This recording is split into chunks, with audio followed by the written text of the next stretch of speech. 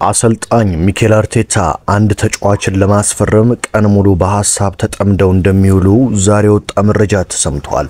ከማርቲን ዙቤሜንዲ ዝውውር በኋላ ይህንን ተጫዋች ካላመጣችሁልኝ ብለው የአርሰናል አመራሮችን በግልጽ ጠይቀዋል። ይህ በአርቴታ የተወደደው ተጫዋች ማን ነው? በሌላ በኩል የአርሰናሉ ወጣት ተጫዋች ኢታን ንዋኔሪ ስለ ሚኬል አርቴታ እጅግ ድንቅ ንግግርን ተናግሯል። እሱንም እንመለከተዋል። የካይ ሃቨርት ለውጥ በርካቶችን አስደንቋል። ሊቨርፑል፣ ማንቸስተር ሲቲ ወሳኝ ተጫዋቾችን እያዘዋወሩ ነው። ቀጣይ ዓመት የዋንጫ ፉክክሩ ይጦፋል ተብሎ ይጠበቃል። በዛሬው ጥንክሮቻችን የምንመለከተው ነው። ሰላም ጤና ይስጥልኝ ውድ አድማጭ ተመልካቾቼ እንደምናችሁ። እንደተለመደው የስቱዲዮ ሰዓቴን አክብሬ ተገኝቻለሁ። አብርሃም ፍቅሬ ነኝ። ለቻናሌ አዲስ ሆናችሁ ሰብስክራይብ በማድረግ ቤተሰብ ሁኑ። ቪዲዮ ለበርካቶች እንዲደርስ እንደተለመደው ላይክ በማድረግ ጀምሩ። በቀጥታ ወደ መረጃዎቹ እናምራለን። ከሚኬል አርቴታና ካይ ሃቨርት የአርሰናል መረጃ እንጀምር።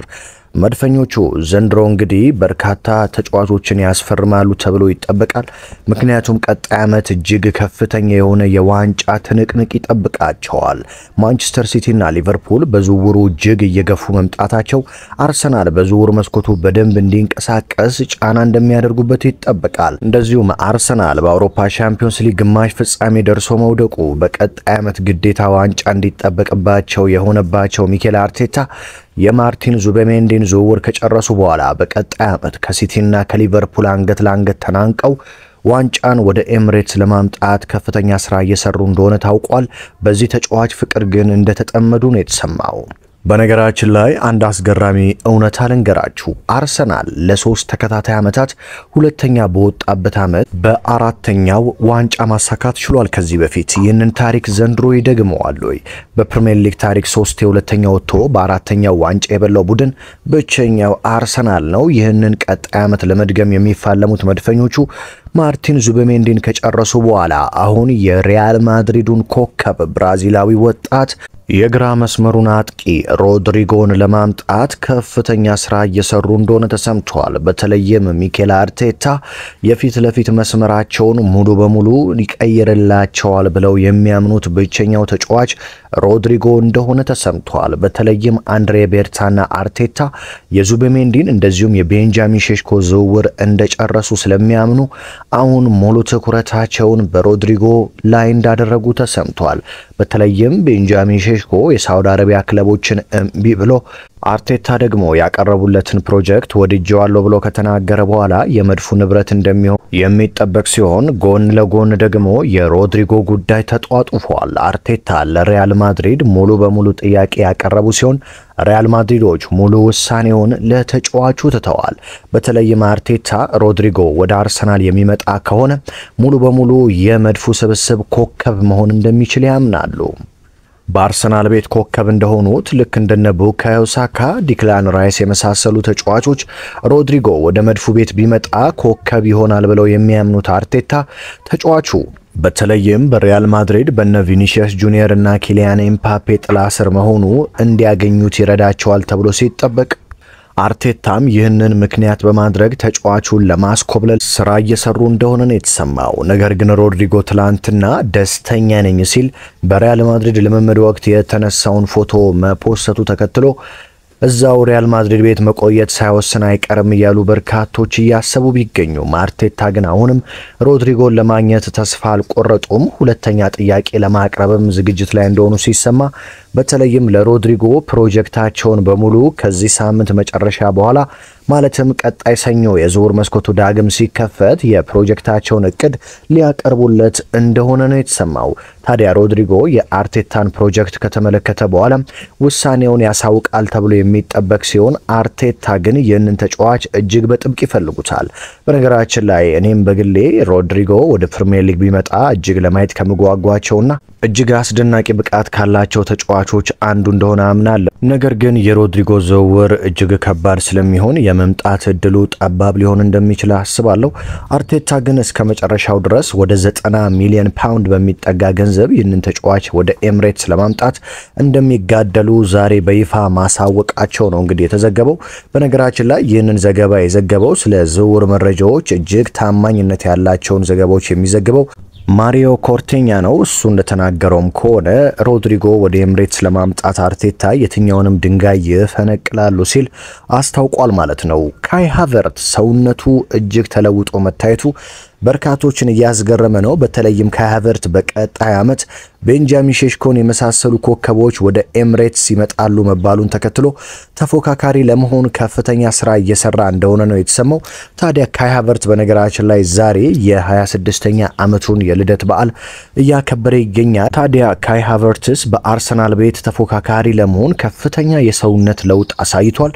ብዙዎች ልፍስፍስ ነው፣ መጋፋት አይችልም እያሉ ያነሳሉ። በነገራችን ላይ በፕሪሚየር ሊግ ይህንን የሚሉ ሰዎችን ፉርሽ የሚያደርግ መረጃ ልንገራችሁ። ፕሪሚየር ሊግ ውስጥ ካሉ በወርኪንግ ሬታቸው እጅግ ከፍተኛ ቁጥር ከሚያገኙ ተጫዋቾች ካይ ሃቨርት አንዱ ነው። የማይደክመው ሙሉ 90 ደቂቃ ሲሮጥ ሙሉ ሜዳውን ሲያካልል የሚሮጥ ተጫዋች ነው። ነገር ግን ወደ ፍጹም ቅጣት ምት ውስጥ ሲገባ ከተከላካዮች ጋር በሚገናኝበት ጊዜ የመጋፋትና በጉልበት የማሸነፍ አቅሙ ዝቅተኛ ነው ሲሉ ብዙዎች ይተቹታል።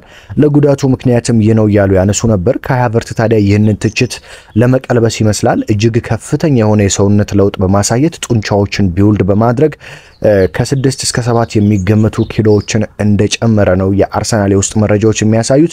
በአሁኑ ሰዓትም አብዛኛው ውሎውን በጂም ውስጥ የሚያሳልፍ ሲሆን ሰውነቱም እጅግ እንደተለወጠና በቀጣይ ዓመት ጠንካራ ተፎካካሪ ለመሆን እንደተዘጋጀ ነው የተሰማው። በነገራችን ላይ ካይ ሃቨርት ከቤንጃሚን ሼሽኮ ጋር ከፍተኛ ፉክክር ይኖርበታል ተብሎ ይጠበቃል።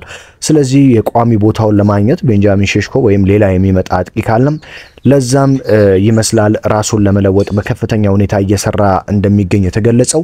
በመድፉ ቤት ሌላኛው ዜና ጋብሪኤል ጄሱስ በአርሰናል ቤት እንዲቆይ አርቴታ እንደወሰኑ ተሰምቷል። በዘንድሮ ክረምት ዝውውር መስኮት ይሸጣል ተብሎ ይጠበቅ የነበረው ጋብሪኤል ጄሱስ ለተጨማሪ 1 ዓመት በአርሰናል ቤት እንዲቆይላቸው አርቴታ ውሳኔ እንዳሳለፉ ተሰምቷል።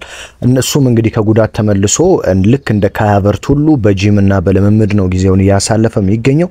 ሁለቱ ተጫዋቾች ታዲያ በቀጣይ ዓመት በጥሩ አቋም ላይ የሚመጡ ከሆነ ለአርሰናል እጅግ ጥሩ ጥቅም ይሰጣሉ ተብሎ ይጠበቃል። በሌላ በኩል የአርሰናሉ ታዳጊና ዘንድሮ በአስደናቂ ሁኔታ የተመለከትነው ኢታን ዋኔሪ የሚኬል አርቴታ አድናቂ እንደሆነና አርቴታን እጅግ አድርጎ እንደሚወዳቸው ተናግሯል። ኢታን ዋኔሪ እንግዲህ ከማይልስ ሉዊስ ስኬሊ ጋር ወደ ፕሪሚየር ሊጉ ከመጣ በኋላ በርካቶች የወደዱት ተጫዋች ነው። ኢታን ዋኔሪ በጣም አስደናቂ ብቃት ያለው እጅግ የሚያማምሩ ግቦችን የሚያስቆጥር ተጫዋች ነው። ታዲያ አርቴታ ብዙ አስተምሮኛል ሲል ነው ኢታን ዋኔሪ የተናገረው። ከሚኬል አርቴታ ብዙ የምንማረው ነገር አለ፣ እሱን ከቀረብከው ምን ያህል ኃይለኛ እንደሆነ ታያለ ሲል ንዋኔሪ ተናግሯል። ንዋኔሪ አክሎም እሱ በጣም አስተዋይና የሚናገረውን የሚያውቅ ነው፣ አጫዋቴን በጣም አሳድጎታል፣ እሱ የስነ ልቦናና የታክቲካል በርካታ ነገሮችን አስተምሮኛል። እናም አርቴታን እጅግ አድርጌ አከብረዋለሁ። እሱ ህይወቴን የቀየረ ስነ ልቦናዬን እንደዚሁም በአጫዋት ስልቴ ላይ ከፍተኛ ጥራቶችን የጨመረልኝ አሰልጣኝ ነው ሲል ነው እንግዲህ ኢታን ዋኔሪ ስለ አርቴታ የተናገረው። እስኪ የሊቨርፑልን ዝውውር እንመልከት፣ የሲቲንም እንመልከት። ቀጣይ ዓመት በአርሰናል በሊቨርፑልና በሲቲ መካከል የዋንጫ ፉክክር ይኖራል የሚሉ እንግዲህ በርካታ ተንታኞች ግምታቸውን እያስቀመጡ ነው። እንደዚሁም ደግሞ ፉክክሩ ቀላል ሳይሆን ከፍተኛ ፉክክር ይሆናል ብለው እያስቀመጡ ነው። ይህንንም ያስቀመጡበት ምክንያት በዝውውሩ ላይ የሚያስፈርሟቸው ተጫዋቾች ለቡድናቸው የሚሰጠውን ከፍተኛ ጥራት ምክንያት በማድረግ ነው ማለት ነው። ልክ ወደ ሊቨርፑል ስንመጣ ትላንትና ምሽት የተጠናቀቀው ዝውውር እጅግ በአስደናቂ ውድ በሆነ ገንዘብ ነው። ይህ ተጫዋች የእንግሊዝ ፕሪሚየር ሊግን ሪካርድ ሰብሯል። የፕሪሚየር ሊጉ በውድ ዋጋ የተዘዋወረ ተጫዋች ሆኗል ማለት ነው። ይህ ተጫዋች ይህንን ብቻ ሳይሆን ከጀርመን ቡንደስሊጋ በውድ ወደ ፕሪሚየር ሊግ የሄደ የጀርመን ብሔራዊ ቡድን ውዱ ተጫዋች እንደዚሁም ደግሞ የዓለማችን የምንጊዜም ሶስተኛ ውድ የዝውውር ሂሳብ የወጣበት ተጫዋች ሆኗል። ዓለማችን ላይ በነገራችን ላይ የመጀመሪያው ውድ ገንዘብ የወጣበት ተጫዋች ኔይማር ጁኒየር ነው፣ ልክ ከባርሴሎና ወደ ፓሪስ ሰን ጀርሜን ሲሄድ። ሌላኛው ደግሞ ኪሊያን ኤምባፔ ነው፣ ከሞናኮ ወደ ፓሪስ ሰን ጀርሜን ሲመጣ። ታዲያ ሶስተኛው ደግሞ የባየር ሊቨርኩሰኑ ፍሎሪያን ቪርዝ ትላንትና ምሽት በ150 ሚሊዮን ዩሮ ወደ ሊቨርፑል የጨረሰው ዝውውር የዓለማችን ሶስተኛው የምንጊዜም ውድ ዝውውር ሆኗል። በፕሪሚየር ሊግ ታሪክ ደግሞ ውዱ የዝውውር ሂሳብ ሆኗል ማለት ነው። ፍሎሪያን ቪርዝ በነገራችን ላይ ባየር ሊቨርኩሰን አመቱን ሙሉ ሳይሸነፍ ዋንጫ ያሳካበት ቡድን አባል ነው። 197 ጨዋታዎችን ለሊቨርኩሰን በዣቪ አሎንሶ ስራ አድርጎ 122 የግብ አስተዋጽኦዎች ያሉት ከፍተኛ ጥራት ያለው የመሃል ሜዳ ተጫዋች ነው። ስለዚህ ሊቨርፑል ይህንን ተጫዋች ማግኘቱ ቀጣይ አመት የመሃል ሜዳው ከፍተኛ ጥራት እንደሚኖረው ይጠበቃል። ሊቨርፑል ቀጣይ አመት የመሃል ሜዳው ላይ እንግዲህ እንደ ዶሚኒክ ስቦዝላይ፣ አሌክሲስ ማካሌስተር፣ ሪያን ግራቨንበርች እና ትላንት ያስፈረሙት ፍሎሪያን ቪርዝ አይነት ተጫዋቾች ይኖሩታል። ስለዚህ ቀጣይ አመት ሊቨርፑል ከፍተኛ ጥራት ያለው የመሃል ሜዳ ስብስብ እንደዚሁም በአሌክሳንደር አርኖልድ በኩል ፍሪምቦርግ አሁን ደግሞ ከቦርንማውዝ የኬርኬዝን ዝውውር እየጨረሰ ይገኛል። ስለዚህ በቀጣይ አመት ቀዮቹ ዳግም የዋንጫ ተፎካካሪ ሆነው እንደሚመጡ ነው የሚጠበቀው። ሲቲ የሊዮኑን ተጫዋች የሼርኪን ዝውውር እንደዚሁም ደግሞ የኤስ ሚላኑን ተጫዋች ሬንደርስን ዝውውር በይፋ ትላንትና ጨርሰዋል። እነዚህ ሁለት ተጫዋቾች በፔፕ ጋርዲዮላ ስር መሰልጠን ህልማችን ነው። በተለይም የኤስ ሚላኑ ተጫዋች ሬንደርስ እኔ የሊዮኔል ሜሲ አድናቂ ነኝ። ታዲያ ፔፕ ጋርዲዮላ እሱን ሲያሰለጥነው ቀና ነበር። ዛሬ በሱ ስር መሰልጠኔ እጅግ አስደስቶኛል። ሲቲን መርጬ ነው የመጣሁት።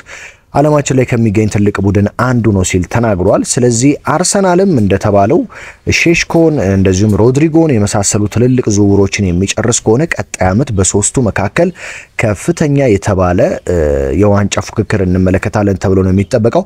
ባለፉት 5 እና 6 ዓመታት በእንግሊዝ ፕሪሚየር ሊግ እንግዲህ ሊቨርፑል፣ ሲቲ እና አርሰናል በተለይም አርሰናል ባለፉት 3 ዓመታት የዋንጫ ተፎካካሪ እንደሆኑ ይታወቃል። ስለዚህ ይሄ ይቀጥላል ሲሉ በርካታ የእግር ኳስ ተንታኞች እያስቀመጡ ነው ማለት ነው። ውድ አድማጭ ተመልካቾቼ የዕለቱን ወሳኝ ስፖርታዊ ጥንክር ወደ እናንተ አደረስኩኝ።